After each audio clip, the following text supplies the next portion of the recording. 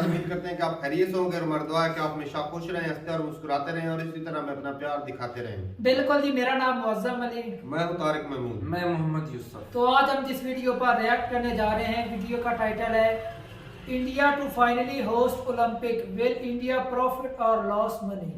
हाय hi hi, क्या बात है जी। तो बहुत ही बड़ा, दुनिया का मैं कहता हूँ सबसे बड़ा इवेंट है ओलंपिक। बिल्कुल। तो अगर इंडिया होस्ट करता है तो भाई इंडिया का नाम तो रोशन होगा और यहाँ पे कितने जो है गेमों के मौके खुल जाएंगे जी। तो वीडियो देखते हैं और अपना रिव्यू कर देंगे। कौन ऑन करते हैं? ये 1 2 3 वीडियो स्टार्ट। नमस्कार and welcome you all to world affairs. मैं हूं प्रशांत धवन। नाउ रिसेंटली एक बहुत ही मेजर डेवलपमेंट हुई है। हमारे देश के स्पोर्ट्स मिनिस्टर ने यह कह दिया है कि भारत सीरियसली बिड करने वाला है 2036 के समर ओलंपिक गेम्स के लिए। यहां पर आप देख पाओगे इंडिया तैयार है बिड करने के लिए फॉर 2036 समर ओलंपिक्स। और इसके लिए इन्होंने डिसाइड ये किया है कि अगर भारत को ओलंपिक गेम्स मिले, जिसके चांसेस बहुत ज्यादा हैं, इन्होंने ये कहा है कि देखो G20 समिट 2023 में भारत होस्ट करेगा।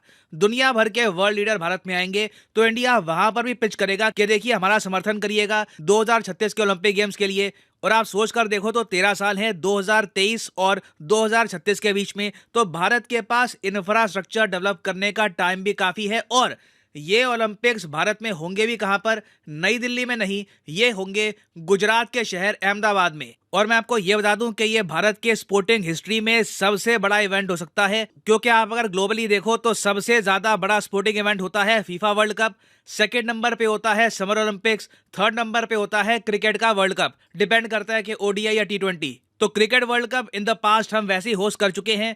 फीफा वर्ल्ड कप होस्ट करने में भी टाइम लगेगा क्योंकि हमारी खुद की टीम अभी इतनी बढ़िया खेलती नहीं है। मगर समर ओलंपिक्स अगर हमने होस्ट कर लिया तो ये एक डिफाइनिंग मोमेंट होगा इन इंडिया स्पोर्टिंग हिस्ट्री। मगर कई लोग कह रहे हैं कि नहीं, भारत को समर ओलंपिक्स होस्ट नहीं करने चाहिए। ये जो ओलंपिक्स हैं इनको होस्ट करने में बिलियंस ऑफ डॉलर्स का खर्चा लग जाता है और जिस देश ने भी ओलंपिक्स होस्ट किए हैं उसका नुकसान भी हुआ है। तो डिस्कस करेंगे इस टॉपिक को इस वीडियो में इन डेप्थ। मगर आगे बढ़ने से पहले आपसे पूछूंगा एक क्वेश्चन ये है कि समर ओलंपिक्स 2032 ये कौन सा देश होस्ट करेगा? बहुत ईजी क्वेश्चन है।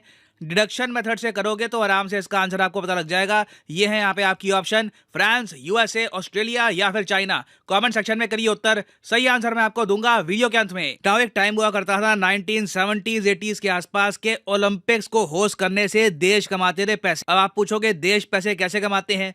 मान लो जी एक देश है फॉर एग्जांपल स्वीडन ने कहा कि ओलंपिक्स को होस्ट करेंगे। स्वीडन की सरकार ने अपनी तरफ से 3-4 बिलियन डॉलर खर्च के बहुत सारे स्टेडियम बना दिए ऑल ओवर स्वीडन। अब इनका टारगेट ये है कि स्टेडियम की टिकटों से पैसे आएंगे, उसके अलावा स्टेडियम में जो गेम्स खेले जाएंगे उसकी ब्रॉडकास्टिंग होगी टीवी पर। तो जो एडवर्टाइजर्स हैं, जो लोग ऐड चलाते हैं, वो भी सरकार को पैसे देंगे उसके लिए। और साथ ही साथ मर्चेंडाइज होता है, मतलब टी शर्ट छप रही है तो वहां पे जो एडिडास या फिर नाइकी का लोगो लगेगा तो उसके भी पैसे हैं, ये सब भी आएंगे। तो सरकारें आराम से अगर मान लो 3-4 बिलियन डॉलर लगाती थी ओलंपिक्स में तो ये लोग कमा लेते रहे 4.5-5 बिलियन डॉलर के आसपास। और साथ ही साथ देश में एक बड़ा स्पोर्टिंग इवेंट भी हो जाता था। मगर पिछले कुछ सालों में ओलंपिक्स को कहा गया है सफेद हाथी। सफेद हाथी के बारे में आपने सुना होगा। सफेद हाथी जो पालता है ना, उसका कुछ काम होता नहीं है। सफेद हाथी कुछ काम का आता नहीं है, बस उसको पालने में ही इतना खर्चा आ जाता है कि काफी बार वो घाटे का सौदा बन जाता है। और कई इकोनॉमिस्ट हैं, उन्होंने ये कहा है ओवर द इयर्स कि hosting Olympics is a bad deal. जो भी ओलंपिक्स होस्ट करेगा अंत में वो सरकार कर्जे में चली जाती है। एग्जाम्पल के लिए अगर मैं आपको बताऊं तो ग्रीस परफेक्ट एग्जाम्पल है, जिसने एक सफेद हाथी पाल लिया था। ग्रीस ने, आपको याद होगा, 2004 में ओलंपिक गेम्स होस्ट करी थी। एथेंस जो कैपिटल है ग्रीस में, वहां पर हुई थी ये गेम्स। इन ओलंपिक्स में ग्रीस ने इतने बिलियंस ऑफ डॉलर्स खर्च दिए और इतना कम रेवेन्यू वापस आया कि बताया जाता है कि ग्रीस की जो आज भी खराब आर्थिक हालत है, उसके पीछे ओलंपिक्स मेन रीजन है। पहले ही काफी हद तक ये देश इकोनॉमिकली बर्बाद हो चुका था, ओलंपिक्स ने आखिरी धक्का मार दिया। और इसलिए आज भी आप देखते होंगे बहुत से आर्टिकल्स पब्लिश होते हैं जहां पे लिखा होता है कि ग्रीस आज भी एथेंस 2004 के ओलंपिक से रिकवर नहीं कर पाया और ये हालत हो रखी है उनके स्टेडियम्स की। जी हाँ, ये स्टेडियम्स 2004 में बनाए गए थे। फिर उसके बाद आप अगर देखो चाइना के ओलंपिक्स हुए, ये अब तक के सबसे कॉस्टलीस्ट थे। मगर चाइना की सरकार ने कभी ये नहीं कहा कि इनको कितना ज़्यादा डेट उठाना पड़ा इस गेम्स के लिए। चाइना की सरकार के हिसाब से इन समर ओलंपिक्स का ना प्रॉफिट हुआ है ना लॉस हुआ है। फिर आप अगर आओ 2012 में लंदन में हुए समर ओलंपिक्स, लंदन में भी आप देखोगे कि $18 बिलियन खर्चे गए सरकार द्वारा और पैसा बना कितना, सिर्फ $5.2 बिलियन। लंदन ओलंपिक से भी यूके को बहुत नुकसान हुआ है। और उसके बाद भी आप अगर देखो, चाहे ब्राजील हो चाहे जापान हो, जिस देश ने भी ओलंपिक्स होस्ट किए हैं नुकसान ही हुआ है।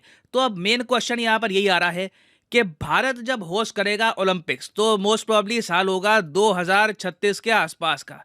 तो 2036 में इन्फ्लेशन के हिसाब से अगर हम एडजस्ट करके माने तो आराम से भारत को हो सकता है कि अराउंड $25 बिलियन खर्च करने पड़े इन गेम्स को होस्ट करने में। मोस्ट प्रोबेबली ये अमाउंट इससे भी आगे बढ़ जाएगा। तो इसलिए क्वेश्चन उठ रहा है कि क्या इंडिया को ये ओलंपिक्स होस्ट करने चाहिए। और इसके देखिए 3 रीजन है। लोग कहते हैं 3 रीजन है कि इंडिया को ओलंपिक्स होस्ट क्यों नहीं करने चाहिए। पहला तो देखिए कॉस्ट। दूसरा रीजन यहाँ पर यह भी है कि भारत में स्पोर्टिंग कल्चर ऐसा है नहीं कि लोग ऐसी गेम्स देखने के लिए भी आए। हमारे यहाँ प्राइमरली स्पोर्ट्स का मतलब होता है क्रिकेट।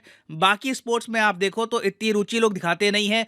आप इमेजिन कर सकते हैं कि बाकी जो वेरियस और इवेंट्स होंगे, चाहे गुजरात में हो या फिर कहीं और हो, तो इतनी ज्यादा भीड़ आएगी नहीं। फिर फाइनल एस्पेक्ट यहाँ पर यह भी है कि इंडिया की खुद की जो ओलंपिक्स में परफॉर्मेंस है ये बहुत खराब रही है। अभी रिसेंट जापान ओलंपिक्स हुए, हमारी ओवरऑल मेडल टैली में रैंक क्या थी, 48th। चलो टॉप 50 में तो आ गए, मगर कितनी अजीब बात है, दुनिया की मेजर इकोनॉमी, दूसरी सबसे पॉपुलेटेड कंट्री, और ये देश कोसोवो से भी पीछे है। कोसोवो एक ऐसा देश है जिसको हम लोग एक देश मानते भी नहीं है। कोसोवो सर्बिया से टूट के बना है। इन लोगों ने भी 2 गोल्ड मेडल ले लिए, हमारा आया था सिर्फ 1 गोल्ड मेडल। तो ये सब तो रीजंस हैं उन लोगों के जो कहते हैं कि इंडिया को ओलंपिक्स नहीं होस्ट करने चाहिए। फिर बात करते हैं कि इंडिया को ओलंपिक्स क्यों होस्ट करने चाहिए, क्या इससे हमको फायदा हो सकता है। देखो पहली बात तो कॉस्ट का जो एंगल है ना, उसको कई लोग डिसमिस इसलिए कर देते हैं क्योंकि 2035-36 तक दुनिया बदल चुकी होगी। 2035-36 में आप देखोगे चाइना ऑफिशियली ओवरटेक कर लेगा यूएसए को as the world's largest economy. Number 1 पे होगा चाइना, ये मैं बात कर रहा हूं नॉमिनल जीडीपी की। नंबर 1 पे चाइना, नंबर 2 पे होगा यूएसए और नंबर 3 पे होगा द रिपब्लिक ऑफ इंडिया। इसके बारे में कई इकोनॉमिस्ट ऑलरेडी कह चुके हैं कि India to become a $10 trillion economy by 2035। और आप इमेजिन कर सकते हैं कि तब तक हमारे देश में अगर इतनी बड़ी इकोनॉमी बनेगी, अभी अगर हम देखें उससे हम ऑलमोस्ट 3 गुना ज्यादा बढ़ जाएंगे। तो हमारे देश में जो टैक्स पेयर्स हैं उनकी भी संख्या बढ़ेगी, सरकार के पास ज्यादा पैसा आएगा उस टाइम। तो कॉस्ट इंडिया आराम से एब्जॉर्ब कर लेगा। जो बाकी देशों के साथ हुआ था वो भारत के साथ नहीं होगा। उसके अलावा अगर हम देखें तो अहमदाबाद को ऑलरेडी तैयार किया जा रहा है एक ऐसे सिटी की तरह जो बहुत सारे स्पोर्टिंग इवेंट्स होस्ट कर पाए। फॉर एग्जाम्पल सितंबर 2022 में हमारे गृह मंत्री ये कहा था कि अहमदाबाद में इंडिया ने ऑलरेडी कंस्ट्रक्शन स्टार्ट कर दी है दुनिया के सबसे बड़े स्पोर्ट्स सिटी की। ऑलरेडी दुनिया का सबसे बड़ा जो क्रिकेट स्टेडियम है, नरेंद्र मोदी क्रिकेट स्टेडियम, ये आपको मिलेगा गुजरात में। तो कॉस्ट का फैक्टर अगर हम इग्नोर कर दे तो हमारे सामने 2 मेन चैलेंजेस रहते हैं और दोनों चैलेंजेस आपस में जुड़े हुए हैं। पहला कि स्पोर्टिंग कल्चर इंडिया में बढ़ाना होगा, हर स्पोर्ट को रिस्पेक्ट देनी होगी। और अगर हमने ये पॉइंट कवर कर लिया ना तो अपने आप भारत में आप देखोगे मेडल भी आएंगे। हमारे यहाँ टैलेंट भरपूर है, आप देखोगे स्पोर्टिंग फैसिलिटीज भी इंप्रूव हो रही है। तो कोई रीजन नहीं है कि इंडिया भी आराम से 10 से लेकर 20 गोल्ड मेडल नहीं ला सकता। We can easily do this. तो इन दी एंड देखिए, मैं आपसे पूछूंगा, हमेशा मैं आपका ओपिनियन पूछता हूं, आपके हिसाब से क्या आप मानते हैं कि भारत को 2036 में ओलंपिक गेम्स होस्ट करने चाहिए, या फिर आप अभी भी मानते हैं कि चाहे हम फाइनेंशियली स्ट्रांग तब भी हो तब भी सफेद हाथी क्यों पालना, और इवेंट होते हैं वो होस्ट कर लेंगे, ओलंपिक्स में आपको ज्यादा रुचि नहीं है? लिखिएगा इसके बारे में कमेंट सेक्शन में, मैं जेन्युइनली जानना चाहूंगा आपका ओपिनियन। और फाइनली यहाँ पर मैं ये भी ऐड कर दूं कि अनअकैडमी की सबसे बड़ी सेल एक्टिव हो चुकी है। हर कोर्स पे सीधा 23% डिस्काउंट, क्योंकि वी आर नाउ एंटरिंग 2023। ये अब तक का सबसे बड़ा डिस्काउंट है अनअकैडमी की हिस्ट्री का। तो सिंपली यहाँ पे आपको जाना है कमेंट सेक्शन में और यहाँ पे आपको दिखेंगे ये link. For example let's say अगर आप परचेज करना चाहते हैं यूपीएससी कॉम्बो का लिंक, तो ये लिंक पे आपको करना है क्लिक। और यहाँ पे आप परचेज कर पाओगे यूपीएससी कॉम्बो, जहां पर यूपीएससी प्रीलिम्स मेंस के साथ आपके ऑप्शनल की भी तैयारी हो जाएगी। और यूजुअली ये प्लान बहुत ज़्यादा महंगा होता है, मगर इस पर्टिकुलर केस में आपको सिंपली कोड डाल देना है यहाँ पर PD10 और आप देखोगे प्राइसेस बहुत ज़्यादा गिर जाएंगे। फ्लैट 23% डिस्काउंट आपको मिल रहा है। ये डिस्काउंट कुछ ही दिनों में खत्म हो जाएगा, so make the best of it, use the code PD10। और बाय द वे, ये बस मैं यूपीएससी की बात कर रहा हूँ, ये massive discount SSC, bank, IIT, JE, pretty much हर एग्जाम में आपको मिल जाएगा। So make the best of this discount, use the code PD10 and save money. इसी नोट के साथ ये है वीडियो का अंत। Thank you for listening and as always God bless you all.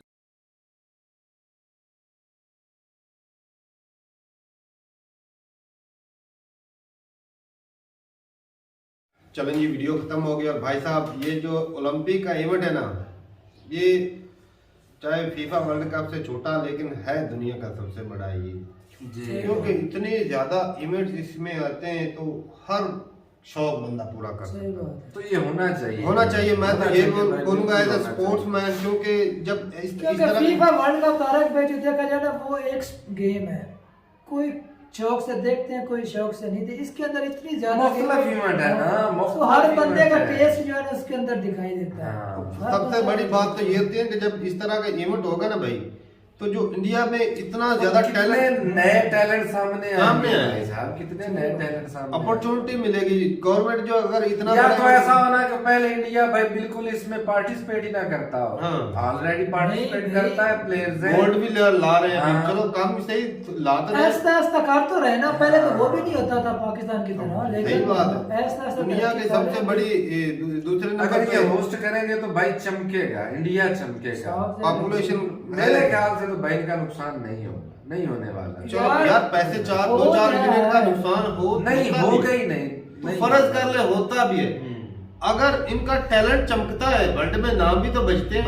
बिल्कुल जी, बिल्कुल। भाई साहब हो ना, हमारा पहले सुपर पावरी का नाम बजता था चाइना और अमेरिका का, देख लो हर निकल रहा है हर लिहाज से, हर पहलू के अंदर वो भी सुपर पावरी की रेस में आगे निकलते हैं। जो भी हो दुनिया का पहलू देख लो, ओलंपिक हो, उसके अंदर रेस लगती है अमेरिका और चाइना की भी, देखते हैं इस मरतबा कौन ज्यादा गोल्ड लेता है। सही बात है। अगर चाइना भी चाहता है मैं सुपर पावर की रेस में, तो भाई इस इवेंट में भी आगे आना चाहिए। इंडिया सुपर पावर की रेस में, तो इस इवेंट में भी वो ना चंद पैसों के लिए ना इंडिया के पीछे नहीं रहना चाहिए। पीछे 10 ट्रिलियन की इकोनॉमी हो जाएगी, तो अगर 10-20 बिलियन का अगर लॉस भी होता है, कोई बात नहीं, कोई फर्क नहीं पड़ने वाला। इतनी बड़ी, लेकिन ये भी तो देखे ना कि कितने जो नए जवान है उनको मौका मिलेगा, इंडियन जो है उनका नाम होगा। भाई देखो, अब गांव-गांव में टैलेंट ढूंढा जाएगा, बिल्कुल उनको अपॉर्चुनिटी दी जाएगी, उनकी ट्रेनिंग होगी, अच्छे से ट्रेनिंग करेंगे। भाई हमने ओलंपिक इधर करवानी है इंडिया में, और हमने इस दफा मेडल जीतने हैं। ग्राउंड हो गया ना, एक से बढ़कर एक। ऊपर से जब अपनी धरती पे लड़ेंगे तो भाई साहब उनका वो जोश अपने क्राउड के सामने। अच्छा, एक और बात है, क्या इंडिया वाले चाइना और अमेरिका की निस्बत कम ताकतवर है? नहीं, ताकत देखो ना भाई, ताकत के जमरे का रुझान नहीं है। चाइना वाले ना छोटे छोटे देख लो मुकाबला करते हैं, इंडिया नहीं कर सकता। अब जैसे रुझान बढ़ेगा वैसे शौक बढ़ेगा, इसमें आगे आएंगे खर्चा तो भी करते हैं, वो खर्चा करते हैं यहाँ पर भी, वो खर्चा यही बात है, खर्चा जब अपने पाकिस्तान की बात करें तो भाई बजट जो है वो बहुत कम देते हैं, प्लेयरों के लिए अच्छी जो है वो खुराक नहीं दी जाती, क्रिकेट को ही दिया जाता है। वही अगर अच्छी खुराक और अच्छा माहौल दिया जाए, अच्छी ट्रेनिंग के लिए वो खोले जाए ट्रेनिंग सेंटर, तो साफ नीरज चोपड़ा जो है इधर ट्रेनिंग नहीं हुई थी कोविड की वजह से, उधर बैर भेज दिया, देख लो रिजल्ट उसका सामने है ना। अगर बैर करवा सकते हैं इतना महंगा, तो भी अपने कंट्री के अंदर वो फैसिलिटी दो। तो यही है ना, कोच लाएंगे, बैट से भी लाएं। इंडिया में भी इतने बढ़िया बढ़िया कोच हैं, हर सिस्टम है इधर। तो अपॉर्चुनिटी जब मिलती है ना, तो भाई साहब नया नया टैलेंट आपको देखने को मिलेगा। वो ना, जब हम यूनिवर्सिटी में दौड़ लगाते थे ना, तो हर साल कोई ना कोई एक नया बंदा ही होता ना। अब हम दौड़ लगाते हैं, हमें पता होता है कि भाई इस रेस में ना एक ही नंबर, ये बंदा नंबर 1 है, इसका रिकॉर्ड कोई नहीं तोड़ सकता। तो अचानक से कोई ऐसा बंदा निकल आना, भाई ये बंदा किधर से आ गया। तो इंडिया में इतनी ज्यादा पॉपुलेशन है, इतने टैलेंट तो सामने आएंगे भाई, और जितनी ज्यादा स्टेट है वहां पे हर स्टेट का थोड़ा थोड़ा चुन के आना वो भी यार मकसद तो ये नहीं भी मैं लॉस हो या मैं प्रॉफिट, मकसद तो ये देखो भी अपने लोगों को एक प्लेटफॉर्म दे, प्लेटफॉर्म मिल जाएगा और वो प्लेटफॉर्म बाद में भी रहेगा, उससे ज्यादा लोग सीख कर आगे निकलेंगे और भी ओलंपिक आगे ले जाइए। इतनी भी आखिरी ओलंपिक चाहे इंडिया के लिए हो, अवाम के लिए है भाई। पैसा जो है, जो गवर्नमेंट जो है पैसा जो अवाम टैक्स देती है, अवाम के ऊपर खर्चा करना बनता है।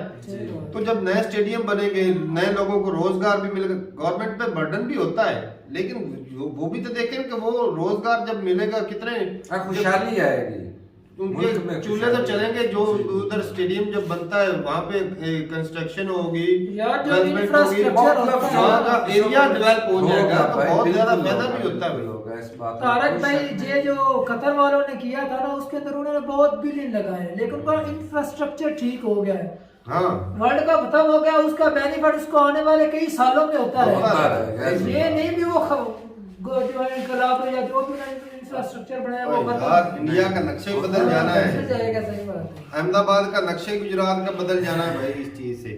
तो ठीक है भाई, हमारे हिसाब से तो बिल्कुल होना चाहिए। अगर इंडिया को 25 बिलियन का भी नुकसान होता है ना, चाहे पाकिस्तान के पास 6 बिलियन भी है ना फॉरेन रिजर्व, वो अलग बात है, लेकिन इंडिया की बात करें, अगर 25 बिलियन का लॉस करके अगर आपकी जो इंडिया के जो टीम है अच्छे मेडल लाती है, को आप सामने लेकर आ सकते हैं, उनको यूथ को कितनी ज्यादा अपॉर्चुनिटी मिलेगी।